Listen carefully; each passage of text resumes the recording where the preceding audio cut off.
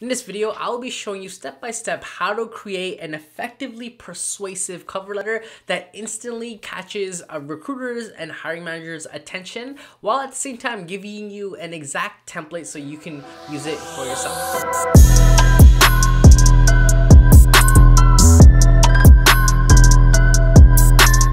Alright guys, what is going on? Welcome to this video. Today we're talking about cover letters. A fun topic, huh? So what I'm going to do in this video is walk you through a cover letter template that you will have access to illustrate how to write an effective cover letter. Let's just jump right into it. So as you can see in front of you over here in this Word doc, beautiful, isn't it? Beautiful, beautiful. There is a cover letter template, and as you can see here in this template, the things that are highlighted in yellow are the things that you're going to have to insert yourself. Other than that, everything else is pretty much written right for you. So let's start from the top of this cover letter and go all the way to the bottom to learn how to write an effective persuasive cover letter.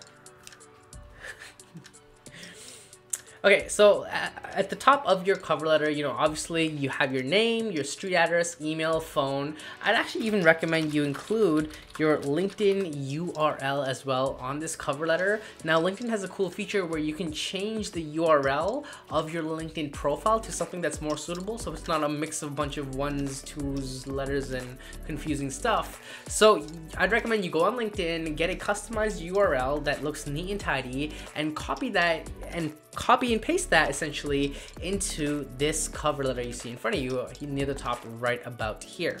One thing you want to know about cover letters is that the way you format the top part over here will have to be the exact same for the top part you format on your resume. So basically, if your cover letter looks like this, then you want to make sure that your resume also looks like this, so there's consistency. Now, there's no hard rule on exactly how the top of a cover letter should really look. Just make sure it looks neat and tidy. Now, of course, as we start this off, you can see the date. You want to insert the date that you applied here at the top of this cover letter. You want to include the hiring manager's name, company name, street address, city, state, zip code, province, if you're in the States or Canada, whatever it is. You want to include that information right over here. Now, sometimes it can be hard to find out what exactly the location is for the company that you are applying to. I'd recommend, honestly, just go on Google, search up the company, and then find them on Google Maps or something and use that address that you see fit. Now, sometimes the company might have multiple offices in different states or whatever it is. Make sure when you are applying, you're very aware of which office you are applying to. Now, sometimes it might be a little hard to find what the exact address is for the company. So you can even just leave the province and the city, or state and the city, just as it is without going to specifics about the exact address. That also is okay, so keep that in mind. Now over here, we're gonna start this cover letter off. Dear hiring manager. Now this is good if you happen to know the hiring manager's name. If you do not know what the hiring manager's name is, I'd recommend you just leave it as Dear Hiring Manager. So with that being said, let's go into the first paragraph of this cover letter. So as you can see, my name is, of course, you want to insert your name here. I recently came across your job posting for, insert job posting name and how you found it. Now, it's important that you also include how you found it, because with the cover letter, the more specific you are about why you applied and how you applied, the more it'll help your cover letter stand out. Because the truth is, there's probably a ton of people out there just blasting away their cover letters randomly, and it's not tailored and everything. But what will help your cover letter to stand out is to make sure that it is very specifically tailored for the role that you're applying to. So, in this case, if you happen to hear about the job posting through a recruiter you met at a career fair, you want to make sure you write down, dear hiring manager, I recently came across a job posting for the role as a digital marketing specialist. I first heard about this role through Joanne, who I met at the Careers Foundation career fair. Again, make sure it is very, very specific. You don't want to be broad, and the more specific you can be in your cover letter, the more it will stand out. So going on to the next sentence, as someone who insert value prop, I truly feel I'm a great fit for this role. So what I mean by insert value prop is, what is the number one thing that sells you for this role? That's what I mean by the value prop. So for example, let's say you're applying to be a digital or a social media marketing specialist, okay, at a company. You might want to write something like, you know, as someone who's built an Instagram following of 10,000 followers within a matter of 6 months in my last company, I truly feel I'm a great fit for this role. So again, you want to insert a specific value proposition that makes you extremely qualified for this role in this little sentence right here. And the reason why we're inserting the value proposition so early in the cover letter is because we're trying to show them we're a natural good fit for the role right away, and that it's a no-brainer to hire us. And it will also catch their attention right away when they're quickly skimming the resume or the cover letter. You know, imagine they're skimming the cover letter and they're like, and all of a sudden, oh my God, you grew 10K followers on Instagram? Okay, I want to keep reading it, right? It's a way to hook them essentially. All right, so beyond that, what makes me exceptionally excited to apply for this role is the fact that company name is, and then what you want to do is enter a hook. So let me tell you what a hook means in this case. A hook is a very specific piece of information about the company that showcases you took the time to go out of your way and research about the company. So in this case, let me give you an example. Beyond that, what makes me exceptionally excited to apply for this role is the fact that, oh, wow, that was really bad. Beyond that, what makes me exceptionally excited to apply for this role is the fact that XYZ company takes a lot of strides in environmental sustainability initiatives, and as an environmentalist myself, I naturally see myself as being a good fit for the role. So again, we're showcasing to them here that we actually took the time to do our research. Now you want to try to avoid things that are generic. So the reason why I'm applying for this job is because it's a well-renowned company, or it's a big company, or it's a big Fortune 5 company, whatever. Anyone can do that. Our goal here with the first paragraph is to really stand out and capture their attention right away. So make sure you take the time to do some really good research about the company and write it down here in this last sentence itself. Next, we go into the meat of the actual cover letter. You know, there are 3 main reasons as to why I'd be a valued candidate for this role. And then what you want to do is insert 3 points as to why you feel you're a good fit for this role. I'd recommend you highlight any transferable skills that showcase, you know, hey, I'm actually a really good fit for this job because I can do blah, blah, blah, whatever.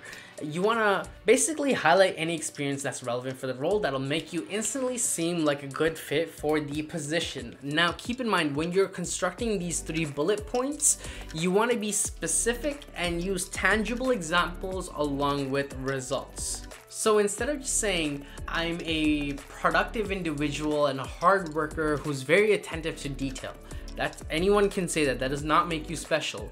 But when you say something like, you know, let's say you're trying to work in a team. As someone who works well within a team setting, for example, in my last role, I was required to manage 6 team members for a huge project we had to do within a matter of 3 months. We ended up getting the project done within just 2 months because of my project management capabilities and my ability to work with the team and communicate in an effective manner. You notice how in the second example, we actually gave a real life example and also the results. So in the results in this case was we got the project done a month earlier than expected because I'm so good at communicating.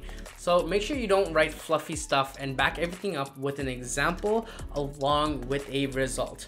Now, in terms of formatting, I personally like to go with quick bullet points because people skim. Now, some people like to write out a whole paragraph here in this section. Up to you and what you prefer. Again, remember, there's no black and white when it comes to writing your cover letter.